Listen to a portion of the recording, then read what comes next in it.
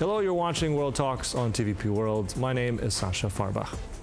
Now, as efforts to resolve the conflict between Ukraine and Russia continue, Europe's involvement in the peace process remains both essential, however, unclear. Now, with a potential summit on the horizon involving major international leaders, important questions arise about Europe's ability to shape the negotiations and protect Ukraine's interests. Now, to explore these challenges, we speak here in the studio with Bartłomiej Kot, security and foreign affairs expert at the Aspen Institute and Pulaski Foundation. Good to have you here in the studio. Welcome. Lovely to be here with you. Let's start with the European hub in Brussels. We have this emergency call scheduled today by the head foreign representative Kaja Kallas. Looking at a united stance in Europe, I mean, realistically, what will happen out of this call, if anything? What difference does it make? What can we get from this moving towards this very important summit between Putin and Trump? Well, it is interesting, certainly, to see that there is an European interest in being present during the talks between Trump and Putin. At least, if not present in the room, then at least to express what is the European interest in all of that. But I shall actually also make a distinction between the European activities in that around this cause and, of course, the EU activities around this cause, because most of the activities from the European states, they go rather through the coalition of the willing at this moment, where UK is very much important, it is present.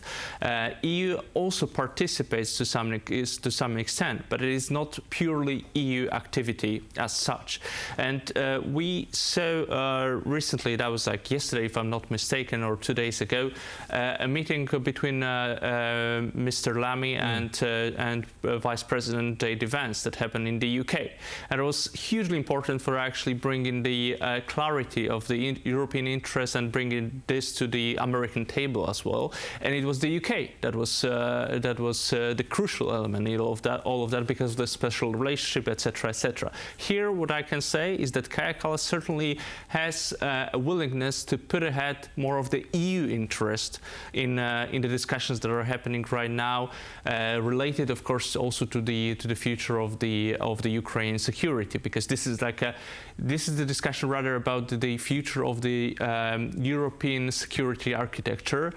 And this discussion is happening right now, will be happening right now in Alaska between Mr. Trump and Mr. Putin, without any European present in the room, which is highly doubtful. Yeah. Well, as you said, without any European presence, or really almost an afterthought. I mean, you're right. I mean, this meeting happened between Vance. I'm glad you mentioned the vice president there, because also I think within the last sort of 24 hours, he said some very interesting, very strong statements. Here, I'm quoting here: "We're done with the funding of the Ukrainian war business. We want to bring about a peaceful settlement to this thing." End quote. Very strong words. I mean, he's always been quite direct in saying things, not very supportive of Ukraine, if we look at his record. When we hear words like this, once again, we've heard them and analyzed similar things. What does that mean in practice? Does this mean now this military will be cut off? Will the Europeans be able to step? And we've asked this question many times. How does this line affect the summit coming up in a few days? Mr. Vance, as well as Mr. Trump, they are constantly putting ahead the American interests also in the relationship with Ukraine, or also in the relationship with Russia. And this American interest was, from the early beginning of Trump's presidency, considered to end this war as soon as it is possible. Of course, there were certain fluctuations related also to the support of Ukraine with the military equipment, etc., etc. That were actually the result of some internal power play among the administration. What we can see right now is that certainly Trump is trying to formulate a ceasefire, after which it is the European interest to sustain it. It will be also probably the European interest and European money to pay for any kind of the military support to Ukraine. That will be considered to be as a basis, in my opinion, for any kind of the future security guarantees to Ukraine. Because even if there is a ceasefire, even if there is like a cessation of hostilities, even if there is like a swap of land between Ukraine and Russia, in the end there would have to be a kind kind of a backstop, something which would secure the deal. And the security here would probably have to be defined by the Europeans, although they're not present by this table. Honestly speaking, people are looking for a lot of the links to history, and are quoting Yalta. I don't believe it is a Yalta case. It is rather a Suez Canal crisis case from 1956, where actually Europe, or rather the UK and France, learned the hard way that if the Americans have a different overview of what is the global interest, they will pursue it also on the expense of the European allies. In 1956, that was the end of the British and French mirage of a dream of having the global influence. I may suspect that actually the result of the meeting between Mr. Trump and Mr. Putin will be actually the end of the dream of the European Union to be a global player. Well, at the same time, I recall then, if we look at Suez, that was also very much in favor of keeping those superpowers at bay, right? And those two superpowers were the Soviet Union and the United States. So again, if that were to come to pass, we're deferring here again between two major powers. I also want to talk about, let's try and revive that for argument's sake, what you've just said. Also strong words from the German Chancellor, Mr. Merz, saying here also recently, we cannot accept in any case that territorial questions are discussed or even decided between Russia and America over the heads of Europeans and Ukrainians. Also Zelensky is saying very much like he is not going to cede any territory, refusing categorically to do that. So we have statements like this. I mean, how does that fit into this strange, I mean, it looks like a square that will go in a round head. It doesn't seem to fit.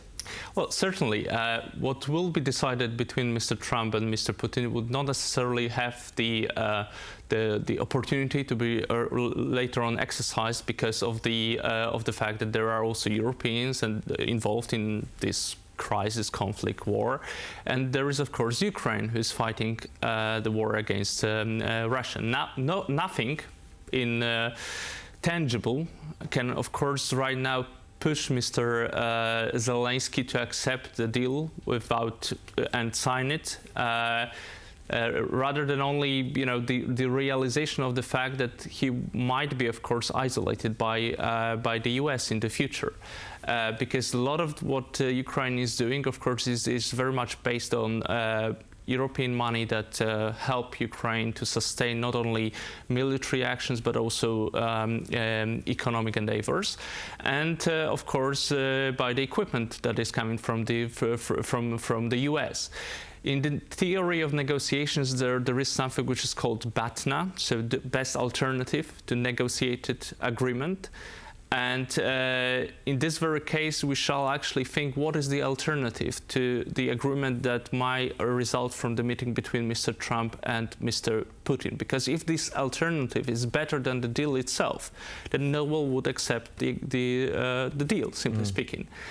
But I'm right now actually questioning whether there is any alternative. Because sustaining this war for another year or two might not necessarily be the best case scenario for Ukraine, not necessarily because of the lack of equipment or things like that, but because of the lack of the manpower and because of the very limited, let me put it that way, offensive capabilities against Russian forces right now.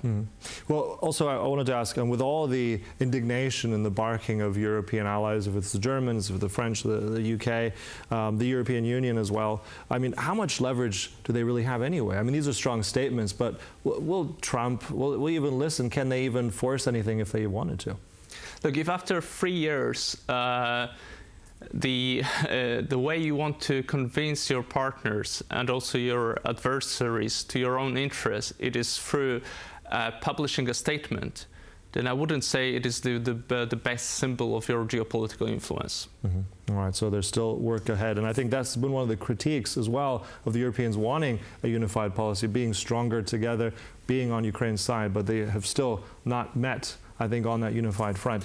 Any big players stick out? I mean, you mentioned the UK, but just give us, just briefly at the end quickly, which players you see playing any major role if there's a kind of settlement in Europe? From the European side, certainly UK is one. Germany, because of the industrial power that Germany possesses. But this will be the two countries. When you look at the global stage, I still believe that actually there is a role for India and China to play here, because in the end, those countries, either through the economic means or through the equipment, they are also supporting the Russian side. So they would also have to understand what is the limitation of their power play in this whole conflict. We tend not to focus much on that, but certainly China is gaining a lot from the fact that the war is happening.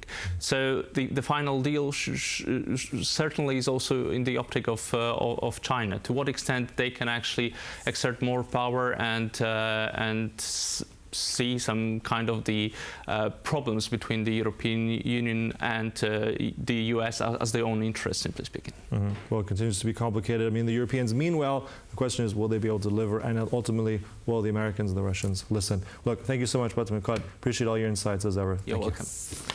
And thank you for watching. That concludes World Talks here on TVP World. But stay tuned, much more coming up. Goodbye.